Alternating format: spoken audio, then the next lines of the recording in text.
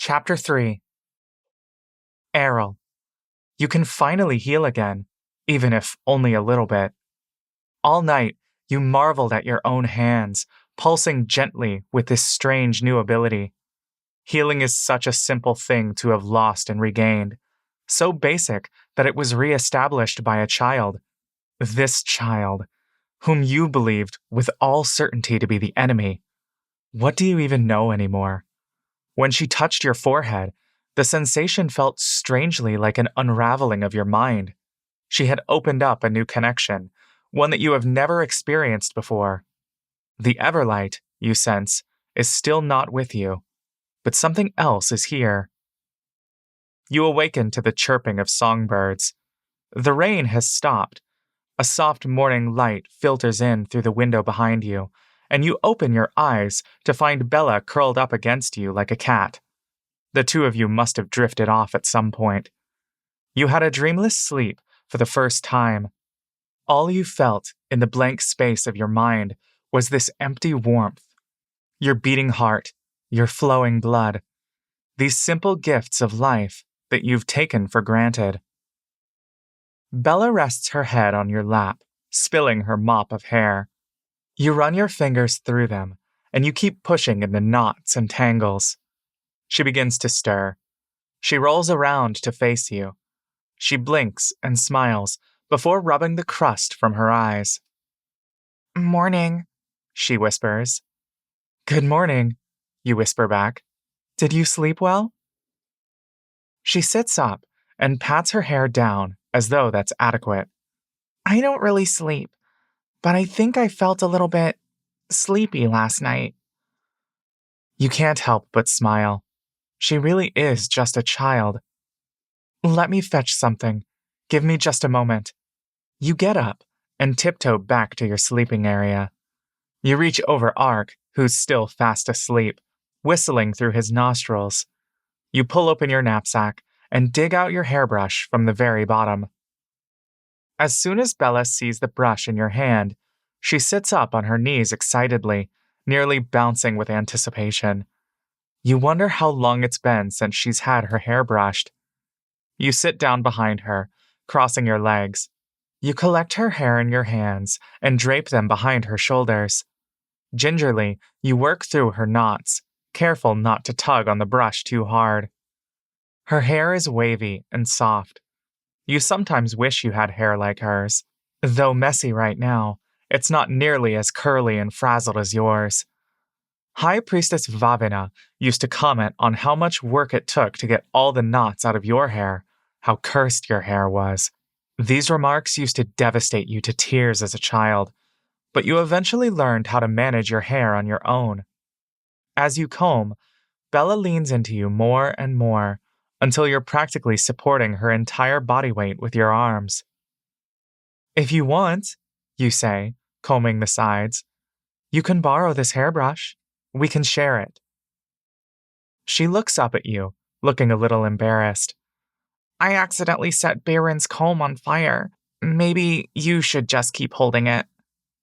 You try to hold back a laugh. "Sure," you say. "I can keep brushing your hair like this every morning."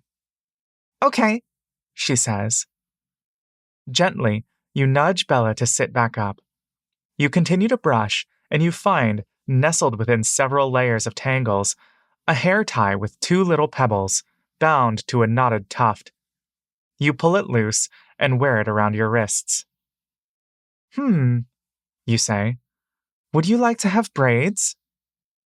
She nods vigorously, looking back with a beaming smile. You work your fingers through her hair, pulling and weaving two pigtails. You tie one of the ends with the pebble string, and the other with your own.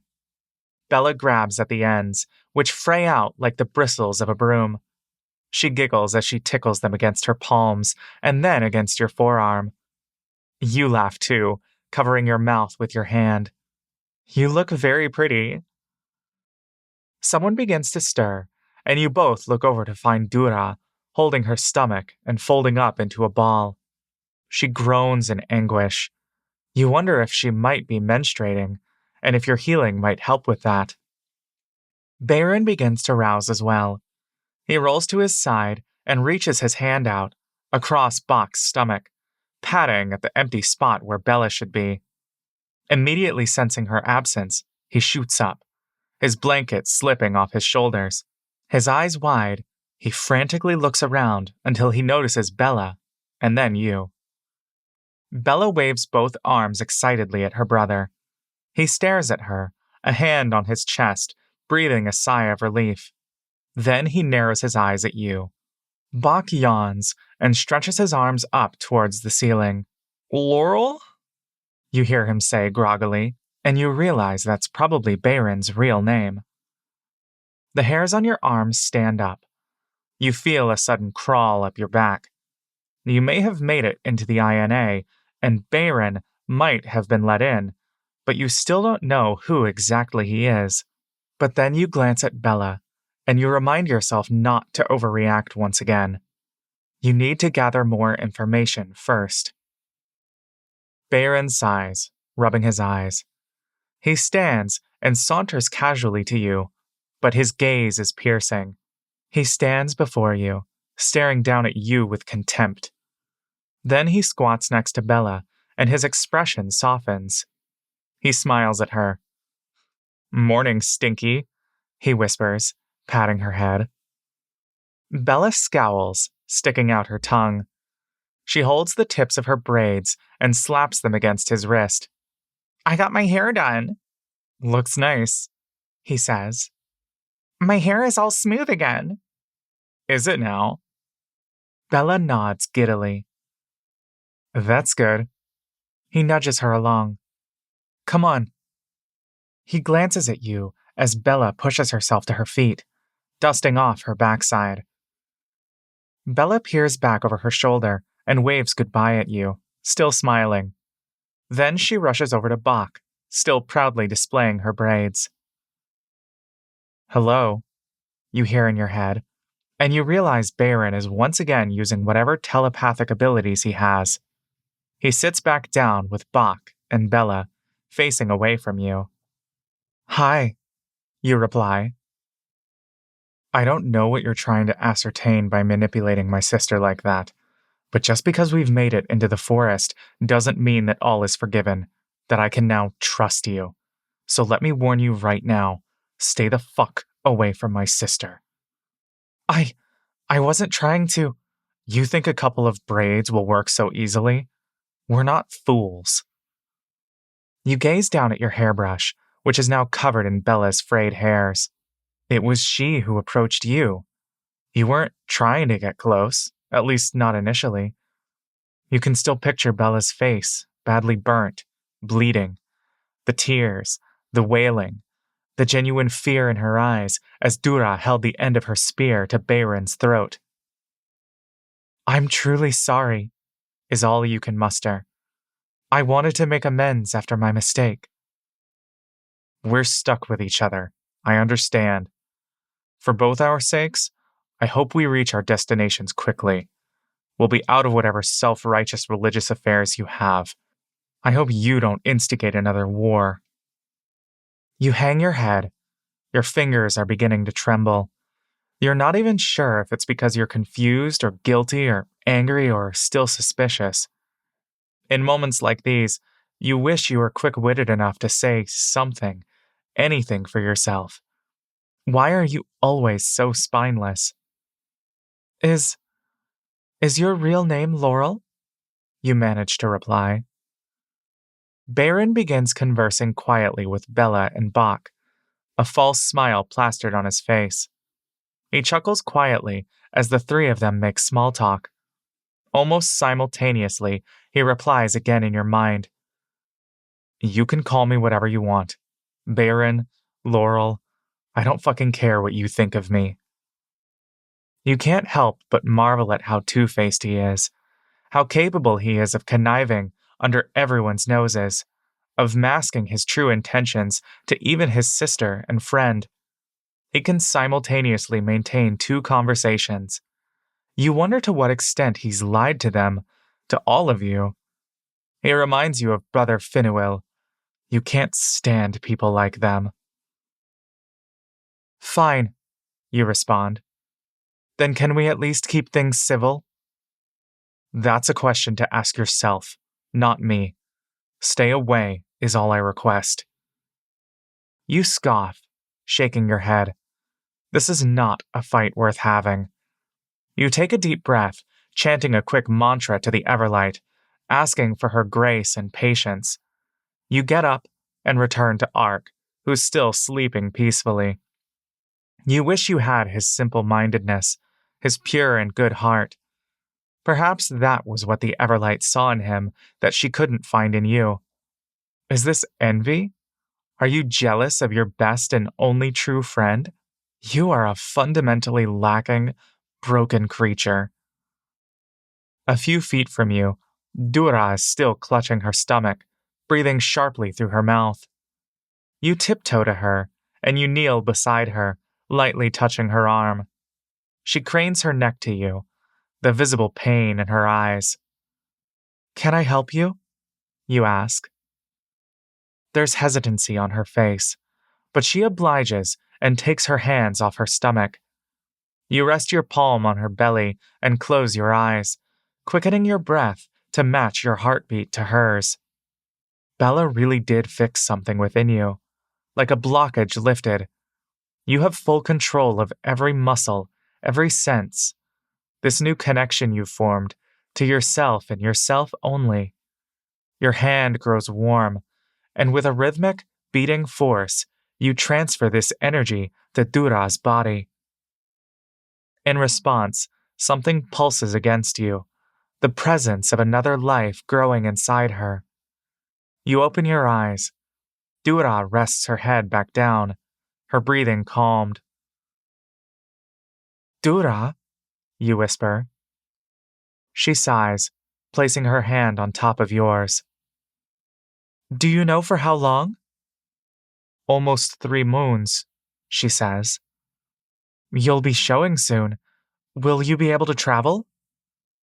She nods, opening her eyes. No other way. She pats your hand. Thank you.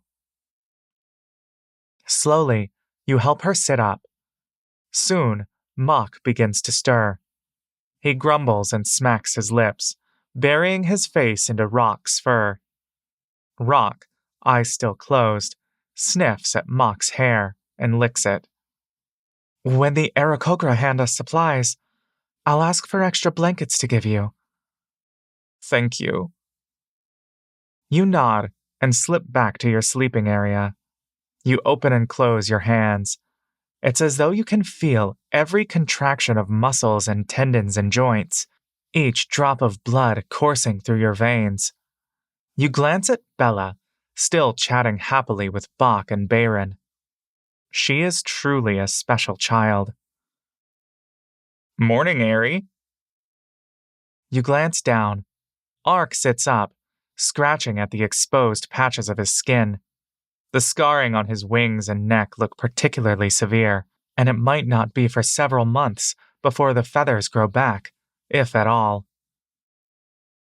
Morning, you say, crouching beside him. Did you sleep okay? You nod. I can heal again. His tired eyes instantly light up. Oh, I told you you'd get it back. Did your meditating work? You tilt your head towards Bella. No, but she did something to return my healing. That's amazing. I don't know how to describe it. It's different from before. Different how? He asks. The healing. It's not a spell, I think. I don't need to pray or speak an incantation. It just feels like an extension of my own life energy. He blinks multiple times. Well, that all sounds great. Yeah, you say. You reach out and touch the scar on his wing. Maybe I can heal some of your wounds, if you'll let me. He nods, twisting his shoulder to you, partially opening his wing. Maybe your healing will be even better than mine. You touch the tips of your fingers softly to the coarse skin. The scar is jagged and rough, like claws have torn through him. Even after these months, it's still visibly red, likely made worse by the fires. You listen for his heartbeat and slow yours to match it. He's calm. He trusts you. Even after everything you've done, he still has faith in you. You don't deserve him. You close your eyes. Ark inhales. On his exhale, you release a beat of the healing energy from your hands. As it flows from your fingertips, permeating and dissipating into his skin, it shocks you back. You and Ark both jolt at once, and you sense the wound opening up to you, revealing the extent of its damage. A tear gouged deep into his body and mind and heart and soul, fully calcified. You instinctively let go, your fingers throbbing and hot. You bite down on your index and middle fingers, still throbbing with electrical pain. "I'm sorry, Aerie." "No, it's not you," you say. "I guess I still can't heal you." If not even the Everlight could heal him, why did you expect that you would? "It's okay. Maybe it just takes time." You sigh. "Yeah." He swings around to face you and gives you a pitying hug. "Thanks anyway, Aerie." Eventually, everyone awakens. After last night's goodberry, you're still feeling rather satiated and comfortable.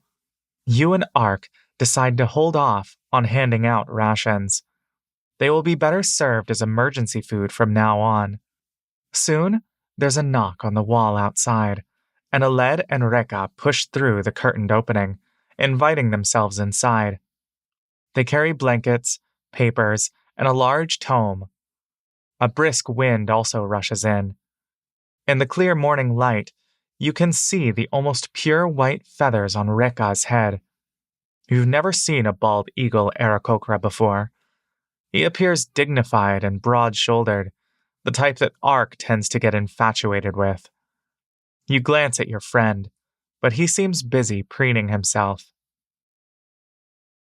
"Good morning," says Aled. "We received an early response from our leaders. They have unanimously approved to send you off to the eastern region with Reka." You sigh with relief. You're glad that at least this process went relatively smoothly. These are paths once traversed by High Priestess Favina, already paved for you. "The weather seems clear today," Aled continues. "You are more than welcome to stay another day if you'd like, but if you wish to reach the eastern region before winter fully arrives, then I recommend traveling sooner rather than later." Elder Lasha and Dura translate to the other orcs. After some discussion in Orcish, Elder Lasha announces, "We will be on our way, as soon as we can." Aled nods. "Very well. I have some extra provisions for the journey. I will also need everyone's names for our records." Reka steps forward and holds up his hands, displaying more goodberries cupped in his palms. "There's enough for everyone." He has an almost boyish voice, a little raspy and aloof. "As stated before, Reka will lead you on the way," continues Aled. "He should be able to provide ample food with his spellcasting, but, if necessary, you are permitted to hunt. If you set campfires, be sure to keep them limited to at most 2 per night. They must be extinguished every morning." She pulls out several sheets of paper. "Our laws are written here. Please respect our land and our ways as you travel." "We will," says Elder Lasha. "Thank you." The morning goes by uneventfully. One by one, each individual steps up to Aled, who situates herself behind a desk. They enunciate their names as clearly as possible to her as she writes down the phonetic spelling in Sylvan. You and Ark provide your names and badges, and you watch as Aled clearly scrawls out religious pilgrimage as the purpose of travel. You're not sure who oversees these records, but it seems surprisingly flexible, full of exceptions and loopholes not known to the average citizen. Their insistence on no exceptions at the very beginning seemed only to be a thinly veiled deterrent to the gullible. You and Ark return to your areas, and Reka comes around to hand you both a good berry. He also offers you some blankets. You lean into his ear and whisper that Dura needs extra layers, pointing over to her. He nods at you dutifully without question, then bows as he moves on to the next group. When he reaches Dura, you see him handing her 2 extra bundles. As Bella, Bach, and Bayron step up to Aled, you hear them speak their names: Mayali, Bach, and Laurel. When they return to their area, you and Bayron make eye contact. He rolls his eyes and turns away from you. You don't want to dwell on this any longer than you need to, but you can't help yourself. You wish to give him the benefit of the doubt, but he keeps acting so suspiciously. While they finish packing up, you spot a hooded lantern hidden beneath the backpacks. You've never seen him or anyone else carry it before. It's almost as though it suddenly apparated out of thin air. A large, unsettling eye is carved on it, staring directly back at you, always on the verge of blinking. You have no idea what it does or means. You're tempted to cast Detect Magic on it. Airy? Everything okay? You meet Ark's eyes. You glance down at the goodberry you're rolling around your fingers. Yeah. You pop the goodberry in your mouth. The tart sweetness bursts on your tongue, and as soon as you swallow, your stomach is filled with a heavy but not unbearable satiation. It's not your favorite thing to eat, but you've learned to tolerate it through the rougher winter months. You seem preoccupied. Is it the healing thing? Oh, no. You shake your head. Well, it is that a little bit, but mostly I keep... You lean into him, whispering now. I can't help but think that Bayron is still acting strangely. Did you hear him say his real name is Laurel just now? Ark blinks. Oh, well, I did eavesdrop on his conversation with Bach a few days back. I might have found out then. Oh, I nearly forgot about that, you say. You still think he's trustworthy? He uses fake names. He scratches his beak. I don't think you're wrong to find him suspicious, Airy. I think he's not doing a good job of earning our trust, but it's probably hard for him to trust us, too. You nod. You know that despite Ark's use of us, only you are at fault for betraying him. If we want to smooth things out, I think we have to be the ones to reach out first. That's what we have to do as Saranre's missionaries, right? You sigh, dropping your head. Your one and only duty on here, to help and aid people, to show the full breadth of the Everlight's love and redemptive powers. And here you are, unable to see past the minor infractions of a person who understandably hates you. What do we even say to him? You ask. He shrugs. I don't think he's as unapproachable as you think he is. I told you that Bella helped me get my healing back, right?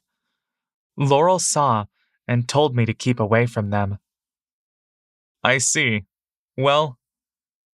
Your conversation is interrupted when Dura claps her hands together, announcing that everyone should prepare to leave in a few minutes to get a head start. Begrudgingly, everyone drags their feet to the entrance, hauling what little equipment they have. You, too, dread having to go back out into the freezing cold, but now traveling through more rain and snow, with the added obstacle of uneven, unpaved, and muddy woodland terrain. You and Ark hoist your backpacks onto your shoulders, a little lighter each day as the rations dwindle. Outside, several more Aarakocra are standing at the platform, offering to help each person climb down. Just overnight, many of the rope ladders have been repaired, fortified with more layers of rope, and patched up with thicker rungs. You notice Bach, Laurel, and Maya Lee, climbing down first. Hovering next to each of them is an Aarakocra, their hands extended in case of slippage. Seeing this, some of the nomads decide to give the ladders a try today. You're glad at least you don't have to strain your shoulders again. You offer to bring Dura along, but she waves her hand and stubbornly insists on descending by herself. Once everyone reaches the bottom, you tie your rope of climbing around your and Ark's waists, lowering down slowly and smoothly.